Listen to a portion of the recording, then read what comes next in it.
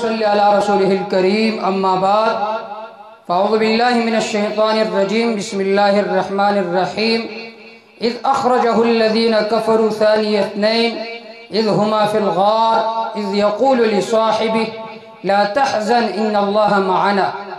عزیز دوستو، آج 10 محرم الحرام ہے اور میں اس اجتماع میں آنے والے جتنے دوست ہیں سب کو مبارکباد پیش کرتا ہوں کہ انہوں نے اپنی مصروفیات کو چھوڑ کر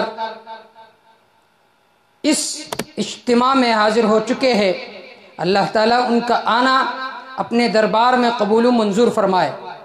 عزیز دوستو، آج کا جو اجتماع اور پروگرام ہے اس کا مقصد یہ ہے کہ ایک لعین مرتد اور گستاخ صحابہ محرم 10 محرم سے 2-3 دن پہلے اس نے اسلام آباد کے شہر میں سیدنا ابو بکر رضی اللہ تعالی عنہ کو گالی دی، برملا، کفر کا فتوہ لگایا۔ وہ صحابی رسول جس کے بارے میں میرا رب فرماتے ہیں اذ یقول لصاحبہ، جب آپ صلی اللہ علیہ وسلم نے اپنے دوست سے فرمایا لا تحزن، آپ غمگین نہ ہو۔ ابو بکر کی صحابیت قرآن سے ثابت ہے، جو ابو بکر کی صحابیت کا منکر ہو وہ پکا کافر و زندیق ہوتا ہے۔ عزیز دوستو، ہم مطالبہ کرتے حکومت سے کہ اس مرتد اور اس لعین کو فوراً گرفتار کیا جائے۔ ایسی شخصیت کی اس نے گستاخی کی جو آج بھی حضور صلی اللہ علیہ وسلم کے پہلو میں سوئے ہوئے ہیں۔ کب تک ہم یہ چیزیں برداشت کریں گے؟ کب تک ہم یہ گستاخیاں برداشت کریں گے؟ پھر اہل سنت والجماعت کو کہا جاتا ہے کہ یہ فرقہ واریت پلاتے ہیں، حال یہ کہ فرقہ واریت پلانے والے یہی شیعہ اور روافض ہیں۔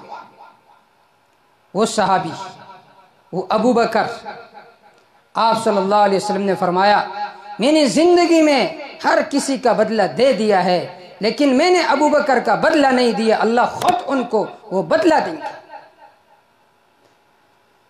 ہمارے سینے جل گئے ہیں، ہماری جذبات کچھ کہہ رہی ہے، لیکن چونکہ یہ ملک امن کا ملک ہے، ہم یہاں پر فساد پھیلانا نہیں چاہتے۔ حکومت کے اداروں سے اپیل کرتے ہیں کہ اس مرتد اور اس لعین اسف علوی کو فوراً گرفتار کیا جائے۔ جو کچھ کہا اور سنا اللہ اس پر عمل کرنے کی توفیق عطا فرمائے۔